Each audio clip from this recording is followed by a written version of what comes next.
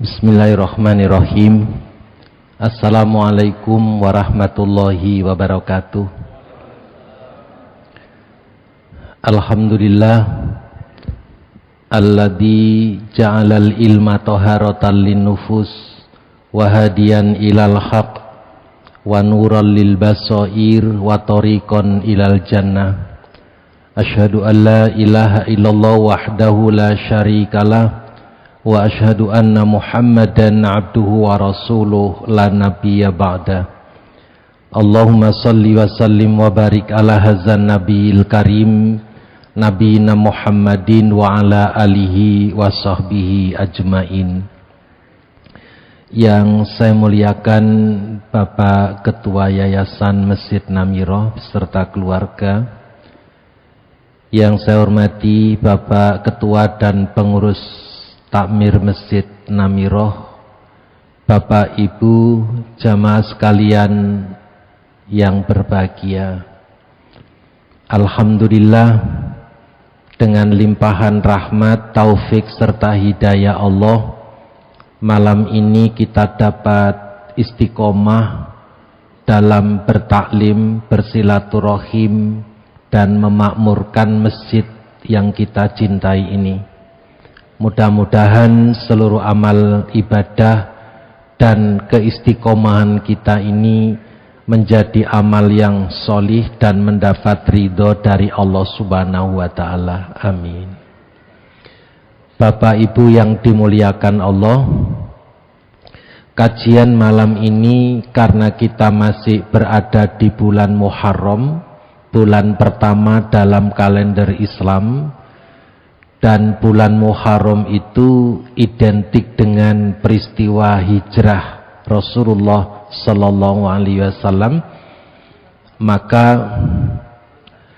malam ini saya mengajak untuk mengkaji materi, memaknai hakikat hijrah dalam kehidupan. Bapak dan Ibu yang dirahmati Allah, pergantian tahun dari bulan Zulhijjah menjadi bulan Muharram dengan tahun yang berbeda merupakan bulan yang punya momentum hijrah, karena pergantian tahun itu harus disikapi dengan syukur, karena masih diberi kesempatan oleh Allah untuk pertama memperbaiki kekurangan, menambah kebajikan dan amal soleh, dan yang ketiga membersihkan diri dari dosa dan kesalahan. Karena itu memasuki tahun baru harus membangun tekad untuk lebih baik dari tahun yang lalu, dan akhir tahun harus diwarnai dengan muhasabah agar menjadi motivasi untuk membangun tekad. Bapak Ibu yang dirahmati Allah, Muharram bulan membangun tekad berhijrah untuk meningkatkan kualitas hidup. Atau dengan kata lain, hijrah adalah spirit perubahan, perbaikan, dan peningkatan kualitas hidup. Bapak Ibu nanti bisa membaca surat An-Nisa ayatnya 97 sampai 100. Allah Subhanahu wa Ta'ala memberikan peringatan tentang pentingnya hijrah ketika suasana hidup itu mengalami kezoliman, tidak ada dinamika kehidupan, maka Allah perintahkan hijrah. Setting ayatnya berupa dialog. Sesungguhnya orang-orang yang dicabut nyawanya oleh malaikat dalam keadaan menzolimi diri sendiri, mereka para malaikat bertanya, bagaimana kamu ini? Mereka menjawab, kami orang-orang yang tertindas di bumi Mekah. Mereka para malaikat bertanya, bukankah bumi Allah itu luas sehingga kamu dapat berhijrah, berpindah-pindah di bumi itu? Maka mereka itu tempatnya di neraka jahanam, dan jahanam itu seburuk-buruk tempat kembali. Kecuali mereka yang tertindas itu baik laki-laki maupun perempuan dan anak-anak, mereka tidak berdaya dan tidak mengetahui jalan untuk berhijrah. Maka mereka itu mudah-mudahan Allah memaafkannya, dan Allah Maha Pemaaf lagi Maha Pengampun. Dan barang siapa berhijrah di jalan Allah, niscaya mereka akan mendapatkan di bumi ini tempat hijrah yang luas dan rezeki yang banyak.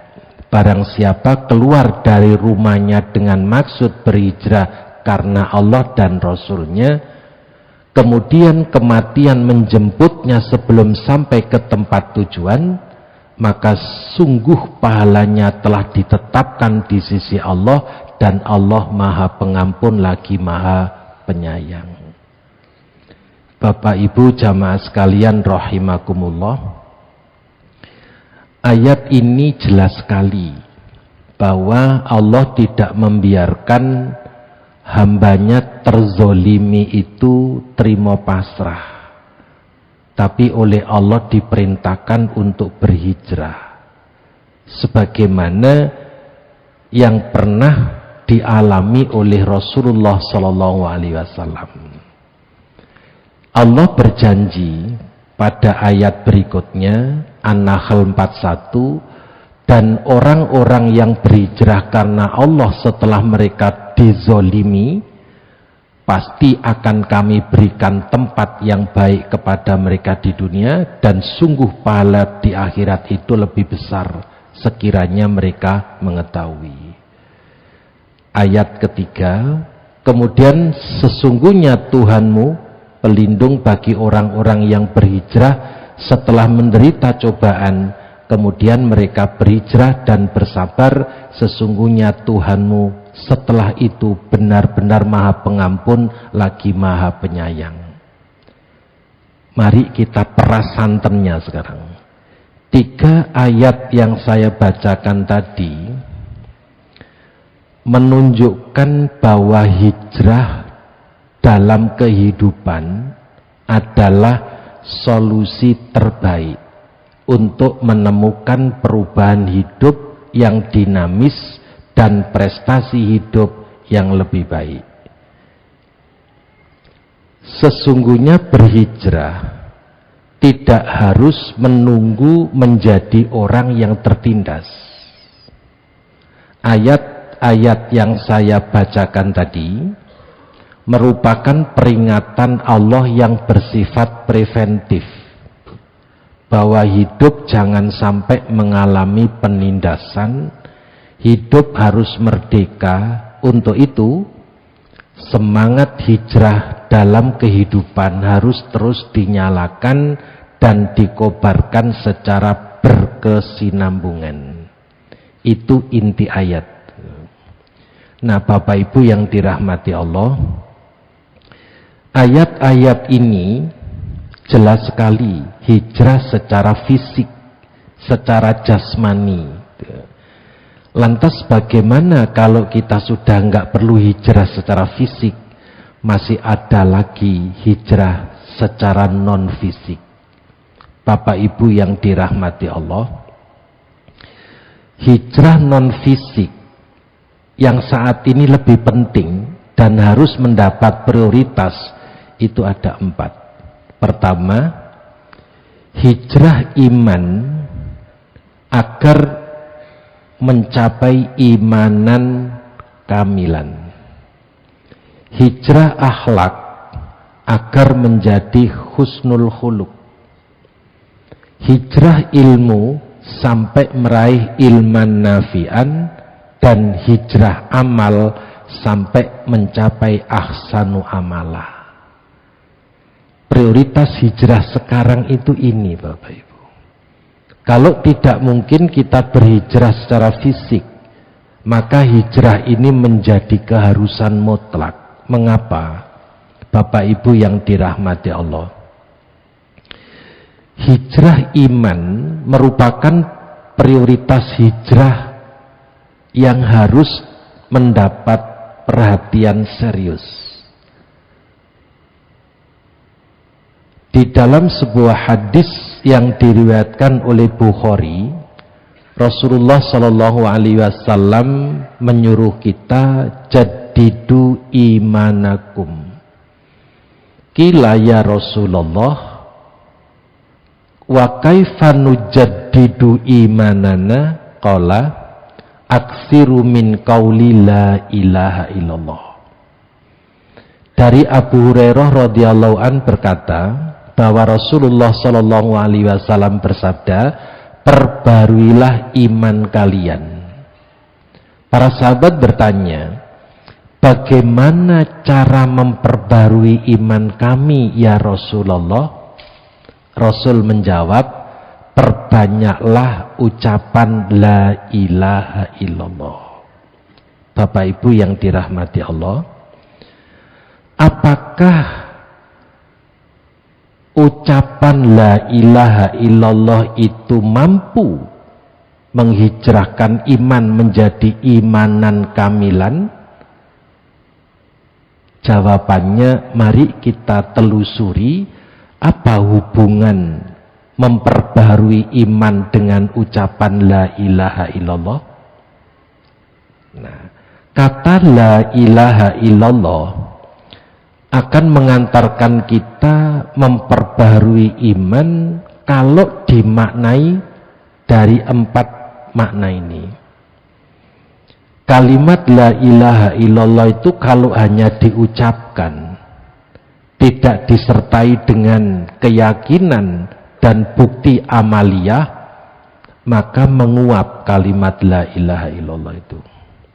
Tapi kalau kalimat la ilaha illallah itu dimaknai sebagai kalimatan thayyibatan, kalimat yang baik, maka orang yang mengucapkan kalimat yang baik itu perilakunya harus sebaik kalimat thayyibah itu.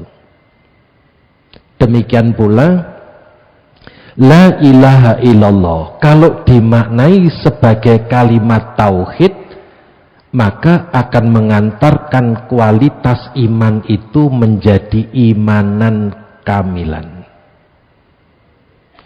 Apalagi kalimatun sawa, kalimat sama, misi seragam para rasul. Jadi para rasul itu mempunyai misi seragam mengajarkan kalimat la ilaha illallah, itulah yang disebut kalimatun sawa.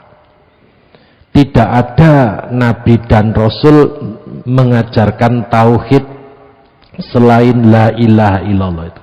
Semua nabi dan rasul mengajarkan kalimat tauhid sama. Maka disebut dalam surat Ali Imran 64 sebagai kalimatun sawa. Yang keempat, la ilaha illallah itu akan mengantarkan peningkatan iman kalau dipahami sebagai sumuliyatul usul. Sumuliyatul usul dalam surat Ar-Rum ayat 30 merupakan sumber fitrah. Sumuliyatul usul. Mari kita telusuri ayat-ayatnya. Jelas sekali surat Ibrahim 24-25. Alam taro kaifa daraballahu masalan kalimatan thayyibatan kasyajaratin thayyibatin asluha sabitun wa far'uha fis sama tu'ti kullahinim bi'idni rabbiha wa yadribullahul amsala linnasi la'allahum yatazakkarun. Tidakkah kamu perhatikan bagaimana Allah telah membuat perumpamaan kalimat yang baik seperti pohon yang baik, akarnya teguh, cabangnya menjulang ke langit. Pohon itu memberikan buahnya pada setiap musim dengan seizin Tuhannya. Allah membuat perumpamaan itu untuk manusia supaya mereka selalu ingat. Maka orang yang mengucapkan kalimat la ilaha illallah sebagai kalimatan thayyibatan harus memiliki kebaikan seperti kasajaratin thayyibatin. Pohon yang baik itu akarnya menghunjam sehingga tidak mudah tumbang. Orang yang sudah mengucapkan kalimat tauhid, kalimat thayyibah la ilaha illallah memiliki komitmen terhadap kebenaran, tidak mudah ikut arus, tidak mudah menjadi orang munafik, tidak mudah terombang-ambing oleh situasi dan kondisi. Wa far'uha fis sama, orang yang tertanam kalimat thayyibah dalam dirinya akan punya karakter sebagai pengayom. Jadi apapun dia mesti mengayomi. Seperti pohon yang rindang untuk berteduh di kala hujan maupun di kala panas. Dan yang sangat baik tu'ti kullahinim bi'idni rabbiha, pohon yang baik itu senantiasa panen pada setiap musim dengan izin Allah. Artinya orang yang berkalimat thayyibah dalam hidupnya, la ilaha illallah sebagai kalimat thayyibah, selalu menebar manfaat seperti pohon yang selalu panen pada setiap musim. Inilah kalimat thayyibah yang apabila kita baca, kita menjadi baik seperti kasajaratin thayyibatin, maka disinilah imanan kamilan bisa kita capai. Yang kedua kalimat tauhid. Dalam surat Ali Imran 18 ada kalimat la ilaha illallah. Kalimat ini mengantarkan manusia untuk memahami siapa Tuhan yang wajib disembah. Bapak Ibu, Tuhan yang wajib disembah itu Tuhan yang menciptakan, bukan Tuhan ciptaan, apalagi Tuhan yang diciptakan oleh manusia. Jadi la ilaha illallah sebagai kalimat tauhid mengantarkan orang yang berkalimat tauhid itu hanya menyembah Allah sang pencipta, tidak menyembah ciptaan, apalagi menyembah yang diciptakan. Kemudian yang ketiga kalimatun sawa. Jadi jadidu imanakum, perbarui iman kalian dengan memperbanyak lafaz la ilaha illallah, akan menjadi sempurna iman kita kalau dimaknai sebagai kalimatun sawa, yakni bahwa semua nabi dan rasul itu mengajarkan kalimat la ilaha illallah.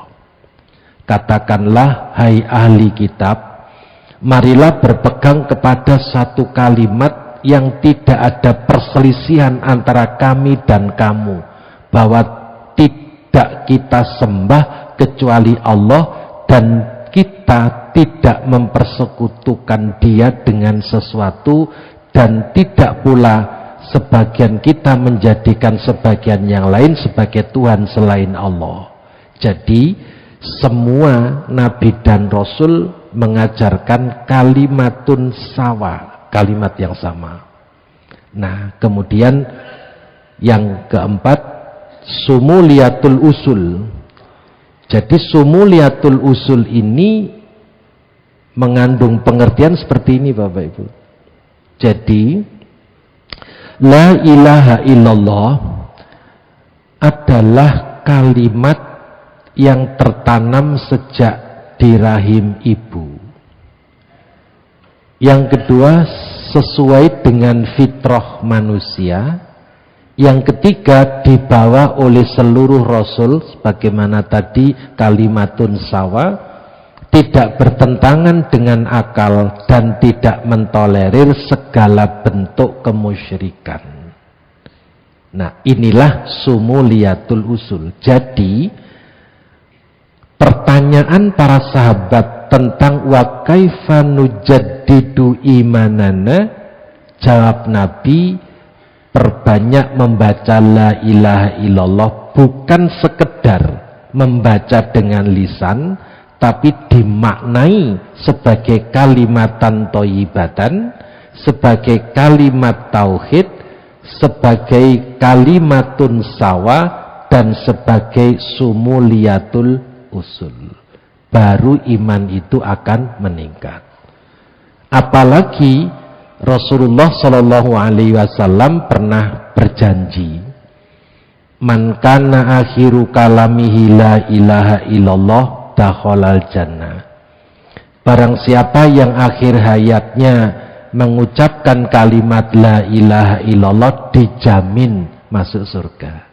Namun kalau ucapan kalimat la ilaha illallah dibaca setiap hari, tapi dikotori dengan perbuatan syirik, khurafat, tahayul, mistik, sinkritisme, maka menguap. Sehingga akhir hayatnya keluh, susah untuk mengucapkan kalimat la ilaha illallah. Karena itu kalau sudah mengucapkan kalimat la ilaha illallah, bersihkan iman kita dari segala bentuk kemusyrikan. Nah, Bapak Ibu yang dirahmati Allah, sumuliyatul usul tertanam sejak di rahim ibu. Al-A'raf 172 ini kan bertanya, Allah bertanya, begitu Allah meniupkan ruh ke dalam janin, Allah bertanya, alastu birabbikum? Semua bayi saat berada di rahim sang ibu, apakah ibunya itu muslimah, apa non muslimah, apa paganis atau ateis sekalipun, semua bayi itu sudah melakukan perjanjian ketuhanan. Alastu birabbikum, bukankah aku ini Tuhanmu? Semua mereka menjawab, qalu bala syahidna. Benar, betul, engkau Tuhan kami menjadi saksi. Dengan kata lain, semua bayi saat ditanya Allah itu sudah bersahadat yang pertama. Itulah sumuliyatul usul, tertanam sejak di rahim ibu. Maka kemudian sesuai dengan fitrah, Ar-Rum ayat 30. Nah, Bapak Ibu, manusia diciptakan Allah mempunyai naluri beragama, yaitu agama tauhid. Nah, kalau ada manusia tidak beragama tauhid, lebih disebabkan karena pengaruh lingkungan.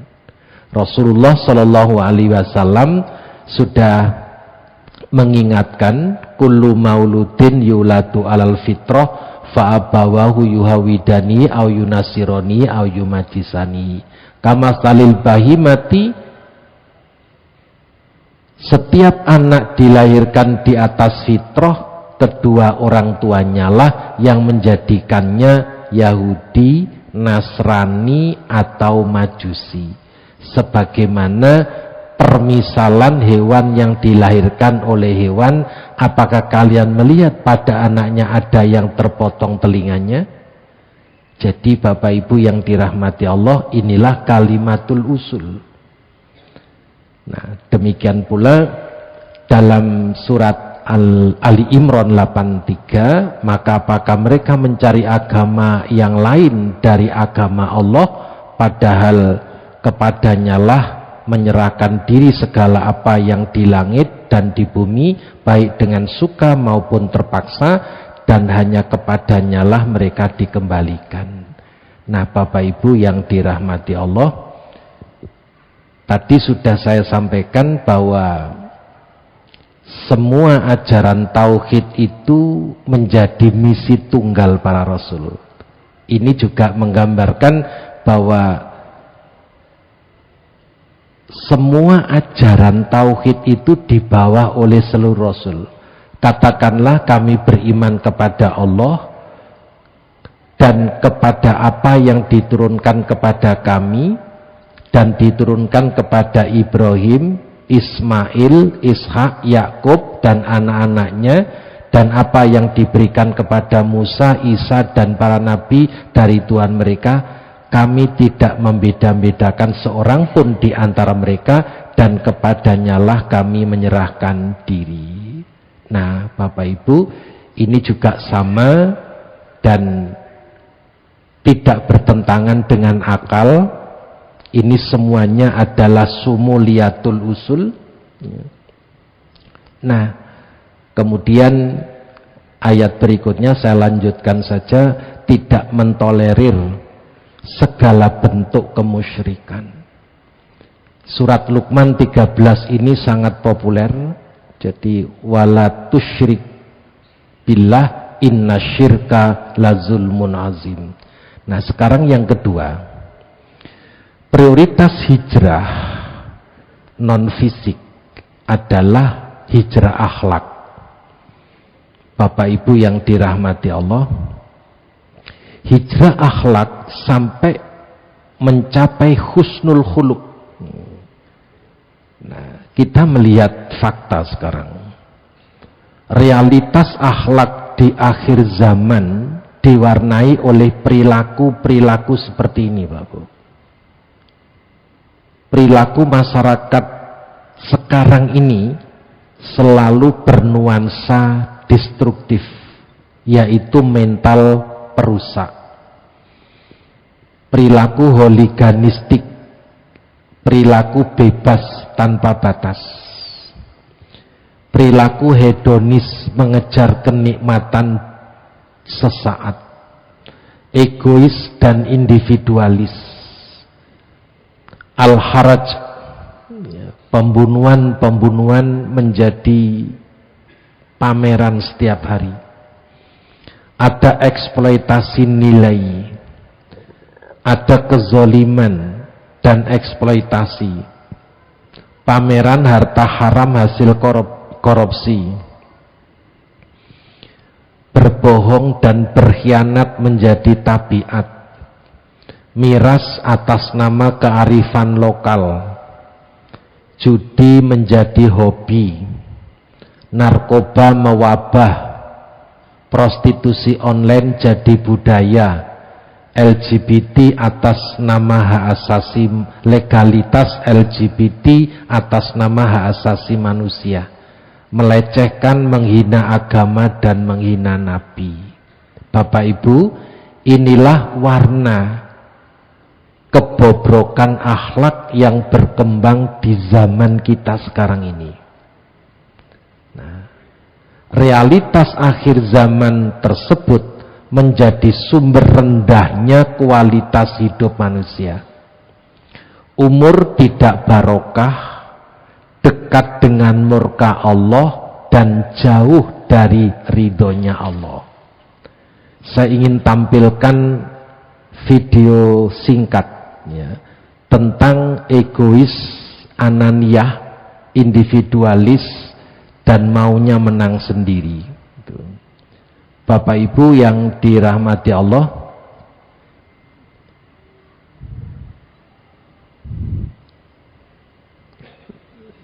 sayang suaranya tidak bisa keluar ya, tapi saya terangkan aja. Ini ada anak muda yang pakai musik ya, terakhir nyerobot ke lift, sudah penuh overload, tapi cuek saja, tidak mau tahu kalau dia salah.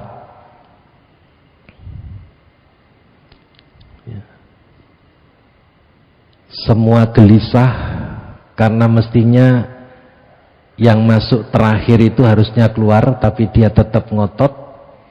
Tanda di lift sudah ada tulisan overload, sudah tidak muat lagi. Semua gelisah karena satu lift itu punya kepentingan yang beragam, tapi dia anak yang cuek.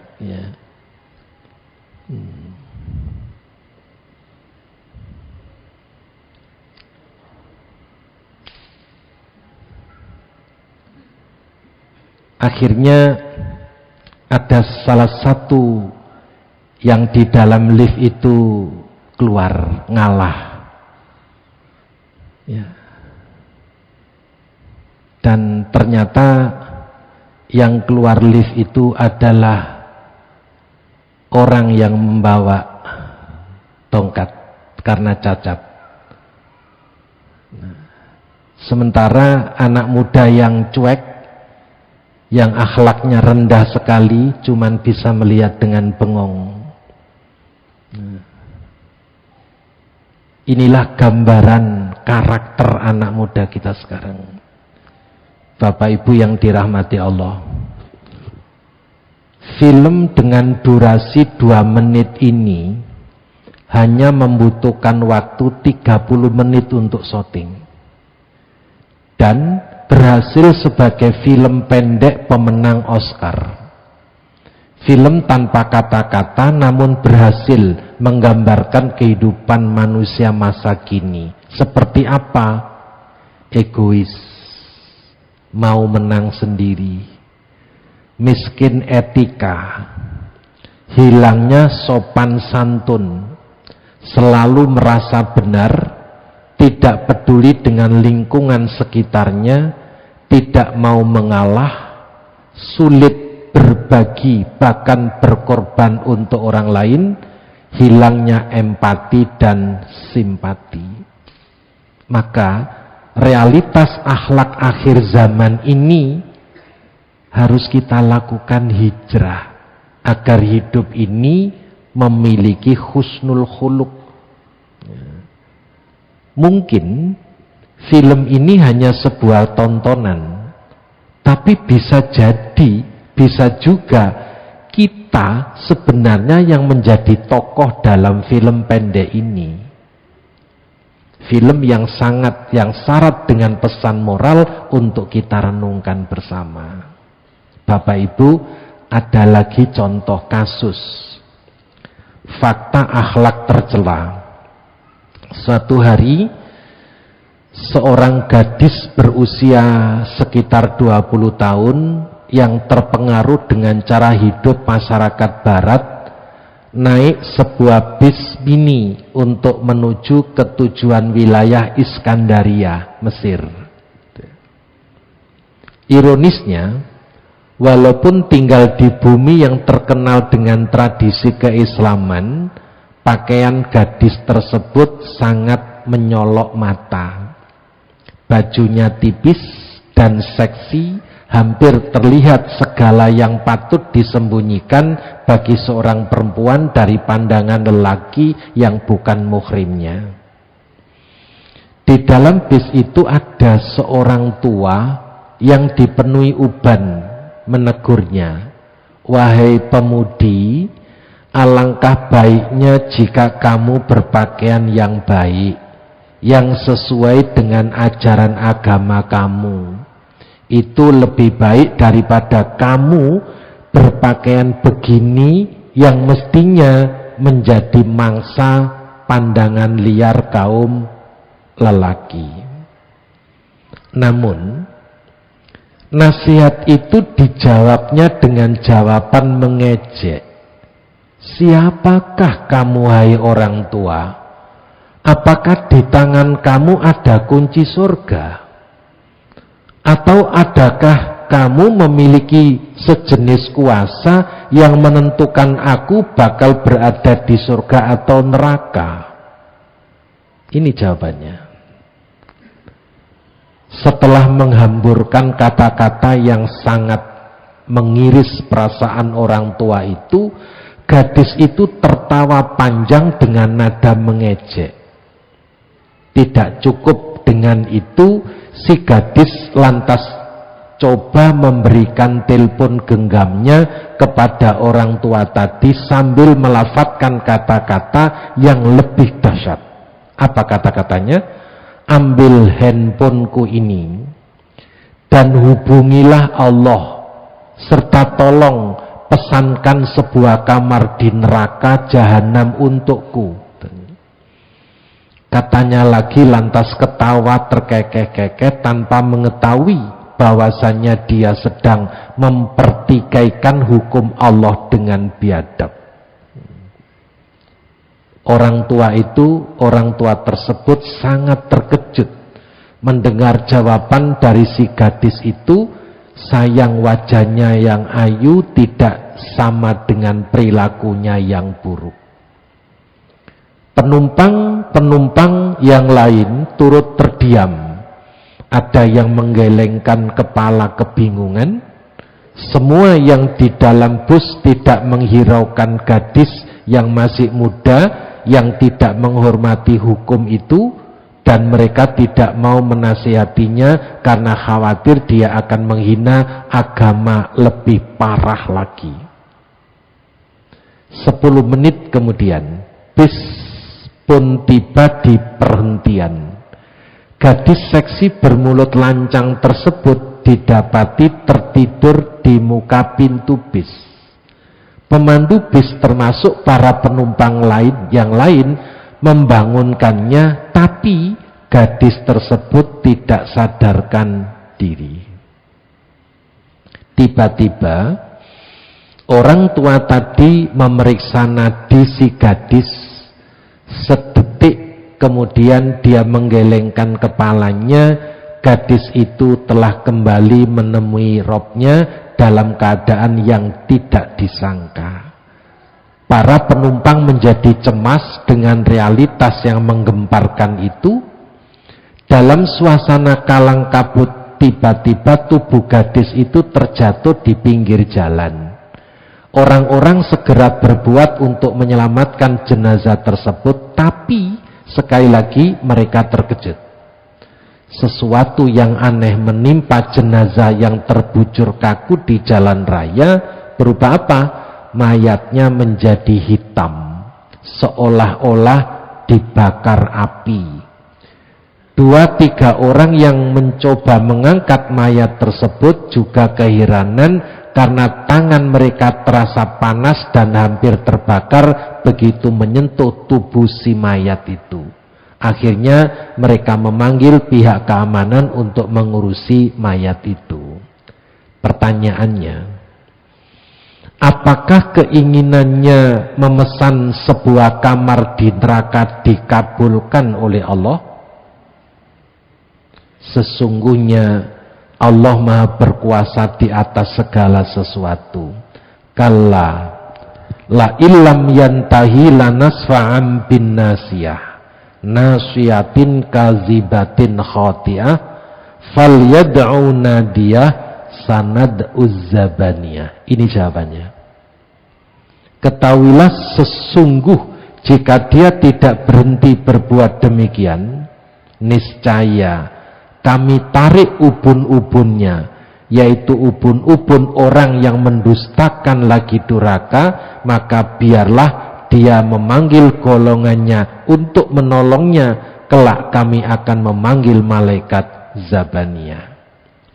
Bapak Ibu, kasus ini menjadi pelajaran penting buat kita, bahwa di zaman seperti sekarang ini akhlak itu diremehkan, padahal akhlak itu menentukan baik buruknya manusia.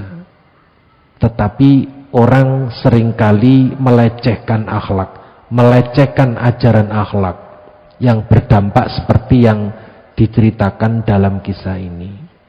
Bapak Ibu yang dirahmati Allah, dari Ibnu Abbas menceritakan sebab turunnya ayat tadi itu, bahwa Rasulullah pernah sholat di dekat makom Ibrahim. Tiba-tiba datang Abu Jahal dan mengatakan, "Hai Muhammad, bukankah saya telah melarangmu untuk melakukan praktek semacam ini?" Lalu Abu Jahal mengancam beliau. Rasulullah membalas ancamannya hingga membuat Abu Jahal marah dan membentak Nabi Shallallahu Alaihi Wasallam. Dia mengatakan, "Hai Muhammad, kamu mau mengancam pakai apa? Demi Allah, saya orang yang paling banyak pendukungnya di wilayah ini." Nah, karakter Abu Jahal ini muncul sekarang, Pak. Muncul. Mentang-mentang pendukungnya banyak. Nah, Ibnu Abbas mengatakan setelah menceritakan kisah di atas, "Fawallahi lau da'a nadiyahu la akhadathu zabaniyatullah."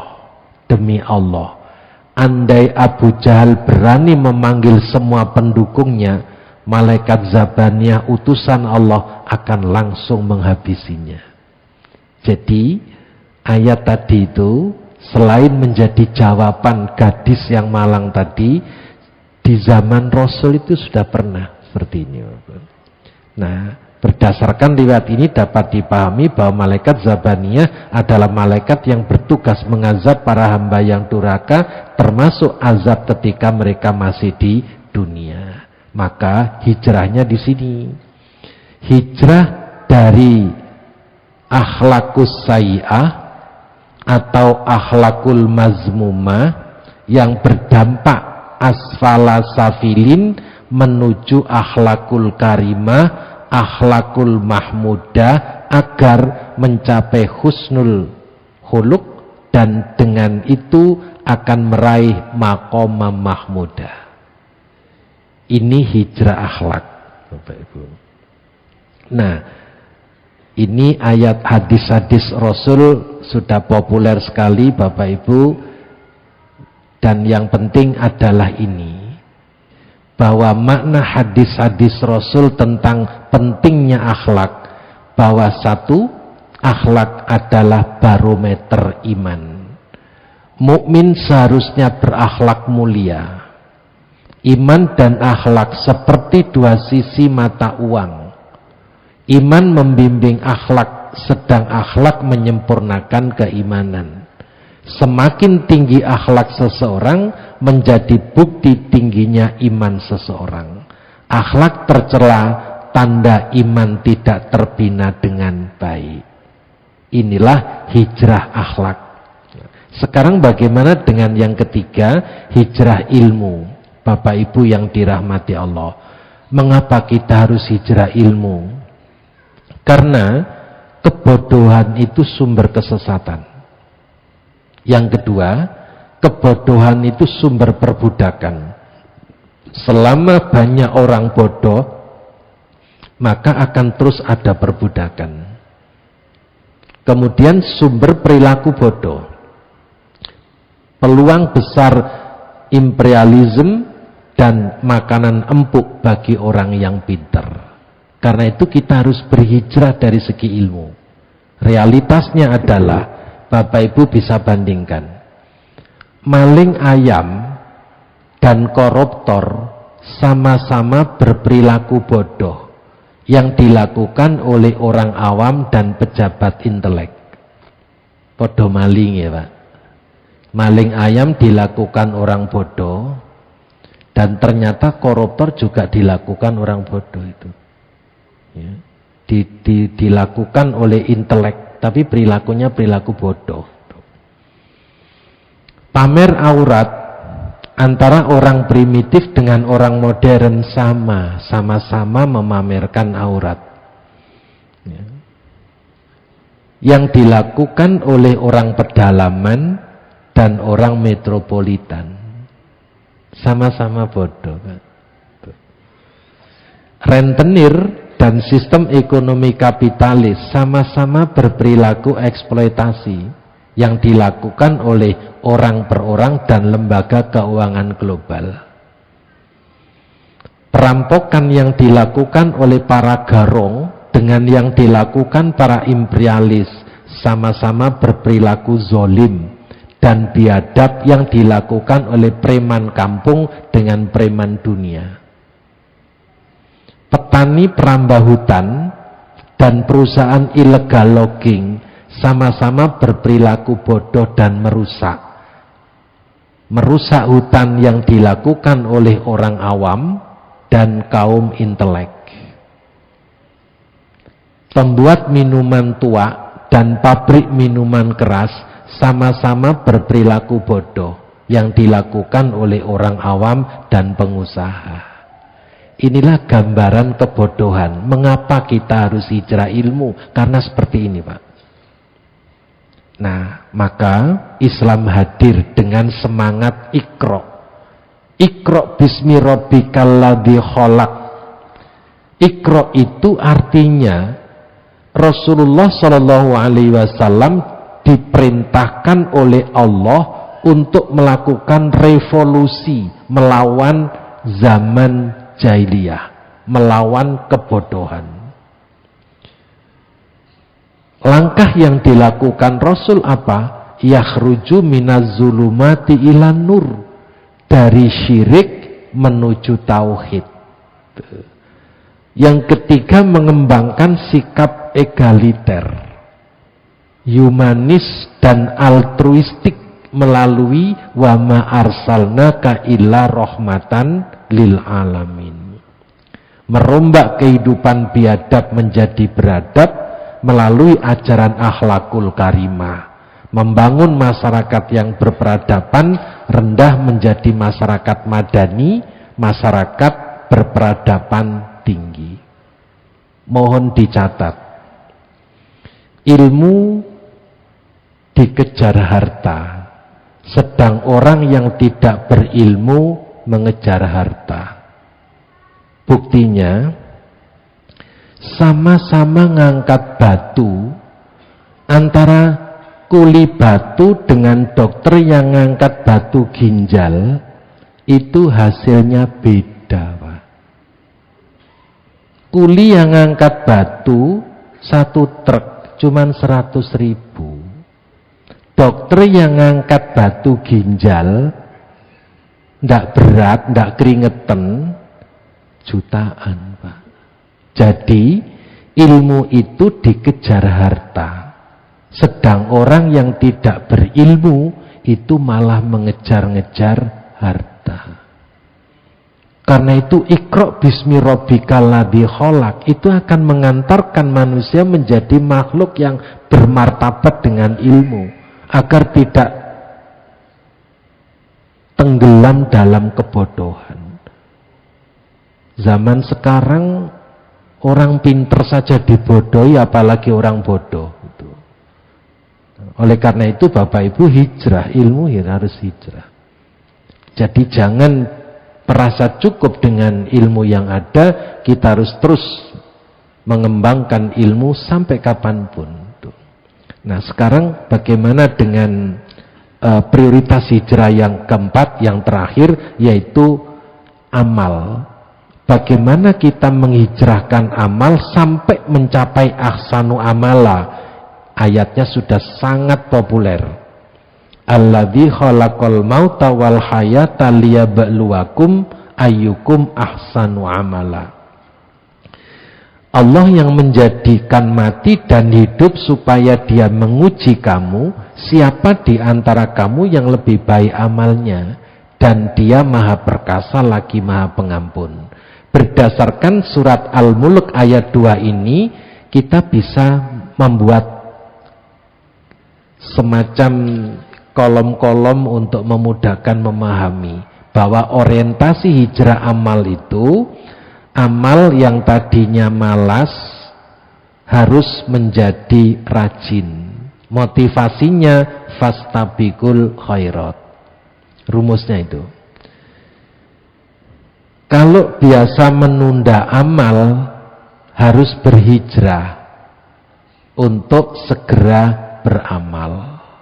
agar idza asbahta fala tandiril masa wa idza amsaita fala tandiris sabah. Ketika kalian diberi kesempatan bertemu dengan waktu pagi, segera beramal. Jangan ditunda-tunda datangnya waktu sore. Mengapa? Tidak ada jaminan bisa ketemu dengan waktu sore. Ketika kalian diberi kesempatan bertemu dengan waktu sore, segera beramal. Jangan ditunda-tunda datangnya waktu pagi. Mengapa? Nggak ada garansi bisa ketemu dengan waktu pagi. Maka motivasinya adalah menurut istilahnya Imam Ghazali khotir al-maut, yaitu apa? Ada lintasan kematian. Untuk apa? Segera beramal. Karena apa? Tidak ada jaminan ketemu berikutnya. Khotir al-maut, lintasan kematian, memotivasi orang untuk segera beramal. Yang tadinya amalannya minimalis, hijrahlah untuk selalu beramal maksimalis. Karena apa? Motivasinya in ahsantum li anfusikum wa in asatum falaha. Yang sikapnya meremehkan, hijrahlah menjadi semangat. Nah, maka Rasulullah Shallallahu Alaihi Wasallam selalu menganjurkan kita untuk zikrul maut. Motivasinya zikrul maut.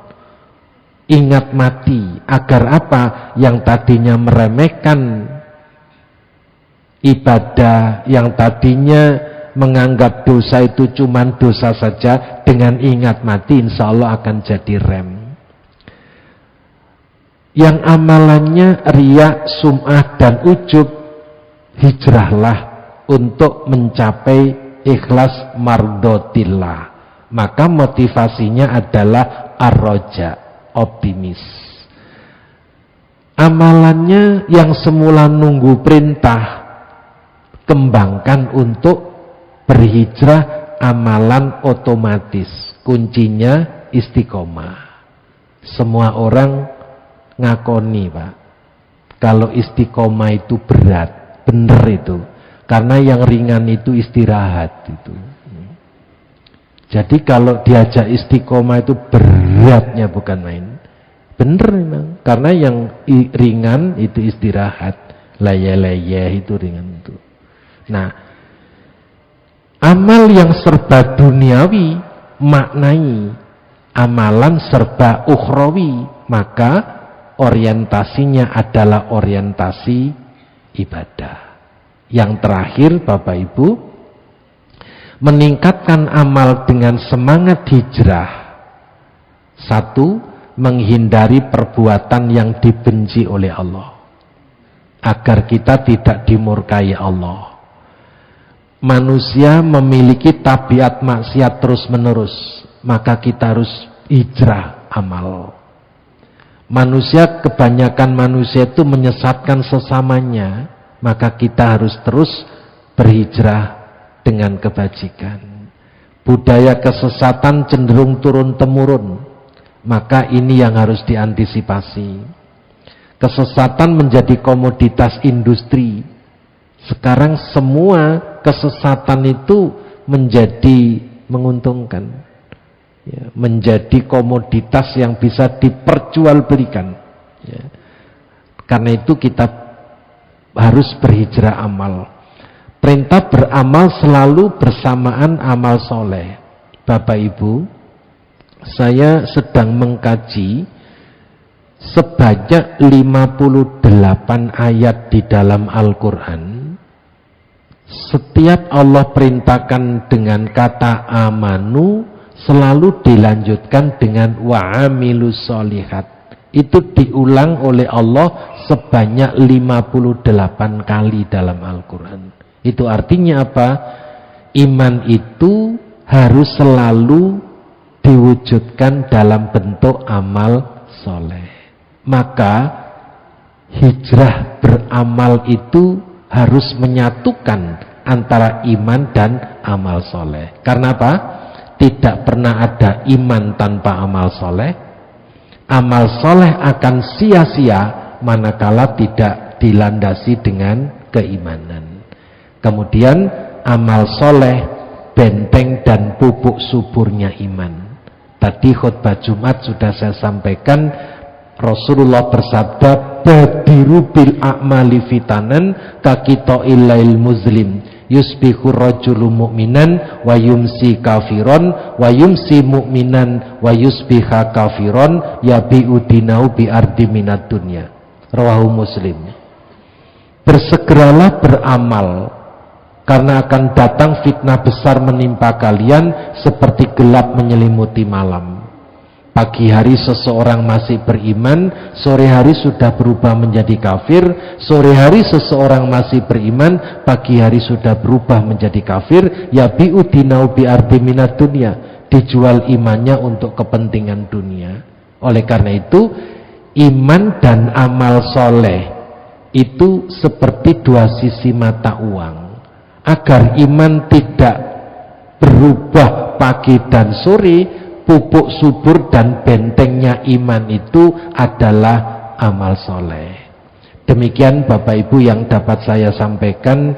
Saya agak maraton karena materinya harus utuh. Kalau ndak utuh malah nggak jelas gitu. Jadi ada 4 hijrah yang harus kita prioritaskan, yaitu hijrah iman, hijrah amal, hijrah akhlak, dan hijrah ilmu. Semua 4 kategori hijrah ini kalau bisa kita bangun dengan baik, insya Allah peningkatan hidup kita semakin berkualitas. Demikian, hadanallahu wa iyyakum ajmain. Biasanya ada tanya jawab? Oh, tidak ada. Assalamualaikum warahmatullahi wabarakatuh.